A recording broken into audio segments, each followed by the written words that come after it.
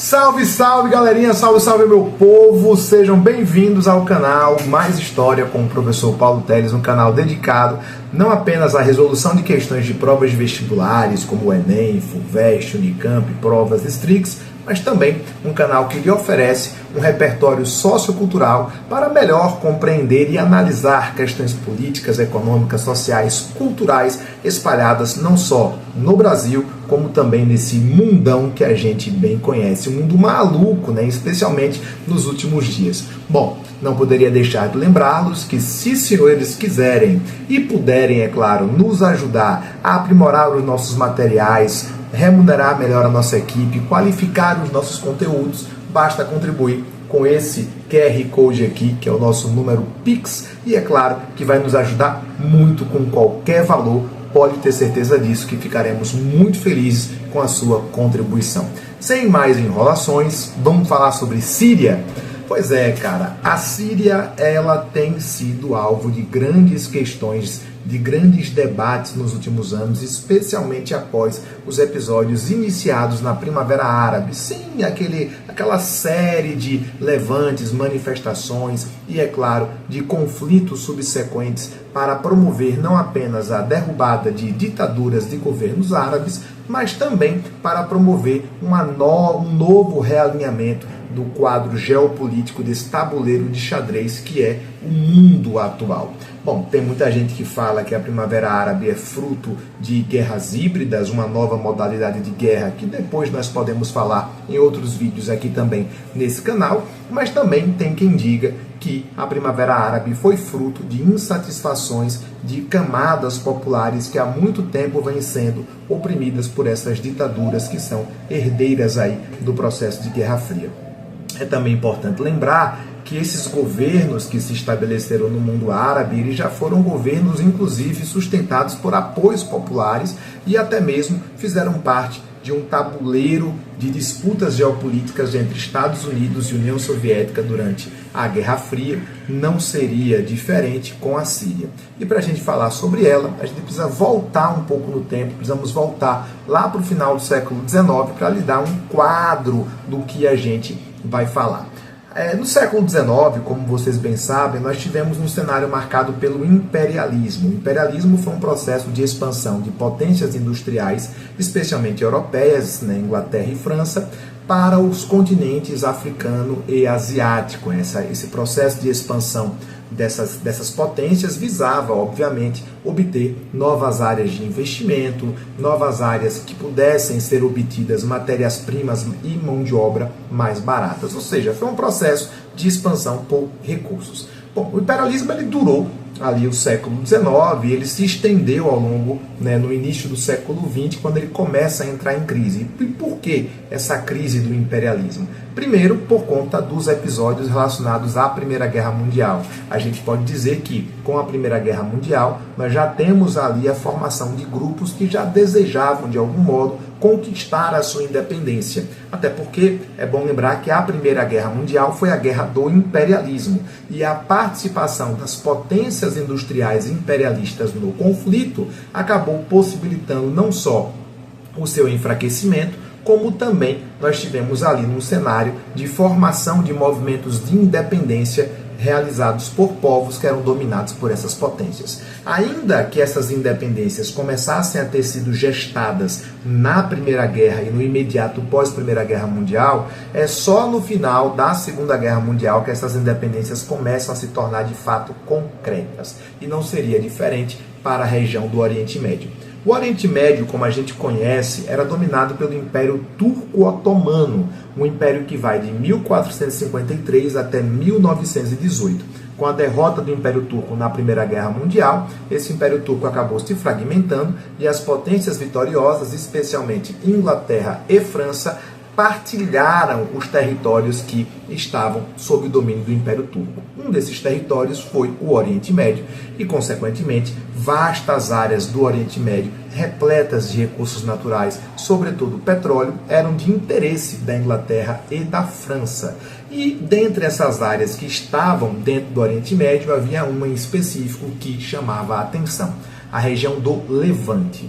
O Levante é uma região que está dentro do Oriente Médio. E o Levante é um território que é compreendido, por exemplo, pela Síria, pelo Líbano, pela Jordânia, por Israel, Palestina e também pode incluir partes do Iraque, da Arábia Saudita e do Egito. Ou seja, é um território vasto, muito vasto. Desse território, nós temos um país chamado Síria. A Síria, no momento em que ela se liberta do Império Turco-Otomano, ela passa a fazer parte do Império Francês. E por que o território da Síria é tão interessante? Primeiro porque ele é um território que serve de passagem do Oriente Médio para o Mar Mediterrâneo. A Síria tem acesso direto ao Mar Mediterrâneo, o que tornaria a transmissão de petróleo da região do Oriente Médio para a Europa muito barata, num acesso muito facilitado, sem precisar, por exemplo, ter que adentrar ao Iraque. Afinal de contas, esse petróleo poderia ser transportado da Síria diretamente para o Mar Mediterrâneo. No entanto, quando acaba a Segunda Guerra Mundial e a Síria ela começa a promover um processo de independência agora contra a dominação francesa, ela acaba sendo mergulhada num processo de instabilidade política muito grande. Vários e vários golpes políticos e até mesmo golpes militares aconteceram. Foi nesse cenário que nasceu um partido nacionalista chamado Baath. Esse partido nacionalista, ele é composto por uma ideologia que une o nacionalismo e uma vertente do islamismo. Essa vertente do islamismo nós chamamos de alauítas. Os alauítas são uma ramificação de uma outra vertente do islamismo. Bom, deixa eu organizar a cabecinha de vocês. O islamismo é dividido em duas grandes vertentes. Xiitas, que são aqueles defensores do Alcorão, que só devem seguir as premissas do Alcorão, e os sunitas, que acreditam que devem seguir não só o Alcorão, como também um livro chamado Suná. Países famosos que são xiitas, por exemplo, o Irã. O Irã é de maioria xiita. Já a Arábia Saudita é de maioria sunita. Dentro desse cenário, nós teremos ramificações. E uma das ramificações dos xiitas são os alauítas. Pois bem, os alauítas, através do partido Baath, que além de ser islâmico é também nacionalista, promove um processo de implantação do poder. E quem vai se destacar aí em 1970 é um cara chamado Hafez al-Assad. Hafez al-Assad governa a Síria por décadas, de 1970 até os anos 2000. E é durante os anos 2000 que o seu poder é transicionado para o seu filho, o Bashar al-Assad, que governou a Síria até um outro dia desse.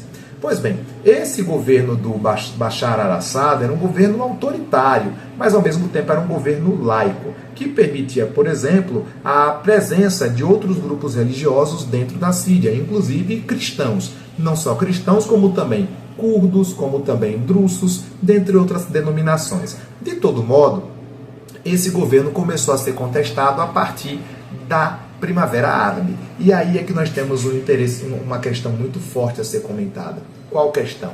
Bashar al-Assad, assim como o seu pai, Hafez al-Assad, eram aliados históricos da União Soviética e atualmente eram aliados também da Rússia, juntamente do Irã. Então nós temos ali uma aliança Rússia, Irã e o governo do Bashar al-Assad. O problema é que com a Primavera Árabe, os Estados Unidos e a União Europeia enxergaram naquelas manifestações contra o governo do Bashar al-Assad uma oportunidade de derrubar esse governo e diminuir a influência não só do Irã, como também da Rússia. O que interessa também, sabe quem? Israel. E por que interessa a Israel?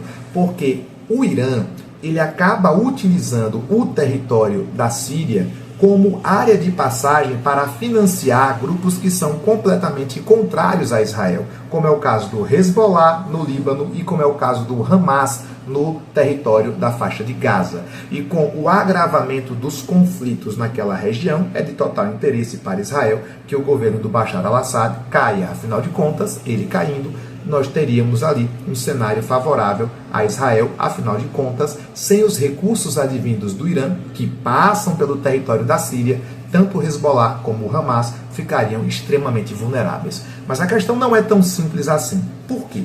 Porque para os Estados Unidos e para a União Europeia, especialmente as potências Inglaterra e França, derrubarem o governo do Bashar al-Assad, isso fez com que eles apoiassem grupos um pouco questionáveis, como é o caso, por exemplo, do Hayat Tahrir al-Sham, o HTS, que é um grupo que é uma denominação, uma ramificação da Al-Qaeda. É um grupo de extremistas religiosos e que lutam contra o Bashar al-Assad, e é exatamente esse grupo que chegou ao poder sobre a liderança do Ali Golani.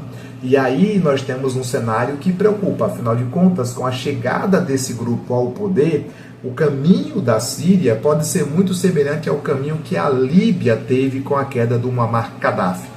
Não se trata aqui de defender um grupo A, ou um grupo B, ou um grupo C. Não é isso que a gente está discutindo, nem muito menos seria esse papel que eu iria assumir. O que nós estamos fazendo aqui é uma análise tática. É imaginar o Oriente Médio como um grande tabuleiro de xadrez, onde as potências Rússia, Irã, Estados Unidos, Inglaterra, França, ou seja, União Europeia, estão jogando a Realpolitik. Realpolitik é um conceito das relações internacionais, onde o jogo político é feito através do exercício da força, não levando em consideração questões ou preceitos morais. Ou seja, se faz aquilo que tem que ser feito, e é um conceito, inclusive, inspirado no Nicolau Maquiavel e nas suas ideias de pragmatismo político. Fazer o que for necessário para se manter no poder, afinal de contas, os fins justificariam os meios. Mas olha, a situação não está completamente resolvida não. Por quê? Porque atualmente a Síria continua sendo disputada por basicamente 5 grupos. Nós temos o Hayat Tahrir al-Sham, como eu já comentei, Hayat Tahrir al-Sham, o HTS, como também nós temos os curdos, os grupos alauítas, outros grupos opositores e os drusos. Se a gente pegar o mapa da Síria hoje, o Hayat Tahrir al-Sham controla as regiões de Alepo, o centro, que é o centro econômico sírio, controla Hamas, controla Homs e agora controla a capital Damasco. Já os grupos concentrados no centro do país são grupos opositores de várias denominações. Os alauítas, que pertencem ali ao antigo partido Baath, que foi derrubado agora, ainda controlam cidades como Latáquia e Tartus. Já os curdos controlam a região do norte e nordeste da Síria, e os drusos, que é uma minoria que busca um governo independente, controlam o sudoeste sírio e que englobam ali uma região chamada Suída. Ou seja, a Síria está completamente fragmentada, assim como a Líbia ficou após a queda do Muammar Gaddafi. Tá, Paulo, e como é que esses grupos chegaram ao poder tão rapidamente? Existem especulações que isso foi uma grande jogada tática promovida por Israel e Estados Unidos. Afinal de contas, com a guerra da Rússia e Ucrânia e com as guerras e os conflitos travados na região da faixa de Gaza, as atenções dedicadas à Síria foram diminuídas. A Rússia não tinha, por exemplo, como apoiar o governo do Bashar al-Assad, enquanto ela está travando uma ofensiva e um conflito lá na região da Rússia e Ucrânia. E como Israel basicamente ocupou a faixa de Gaza e promoveu sucessivos ataques contra o Hezbollah na região do Líbano, isso acabou abrindo uma janela de oportunidade para que os grupos opositores, especialmente o HTS, vou repetir o nome, Hayat Tahrir al-Sham, HTS, conseguisse chegar à capital Damasco em poucos dias. Há também especulações que o governo sírio se vendeu e acabou se opondo e traindo o Bashar al-Assad, que sem a sua base de sustentação foi derrubado. De toda sorte, muita coisa ainda vai acontecer, esse tabuleiro de xadrez ainda tem muita jogada, estamos longe de um checkmate e cada vez mais próximos de uma terceira guerra mundial, se é que nós já não estamos mergulhados nela. Mas isso é assunto para o próximo vídeo. A gente se vê lá. Valeu, galera!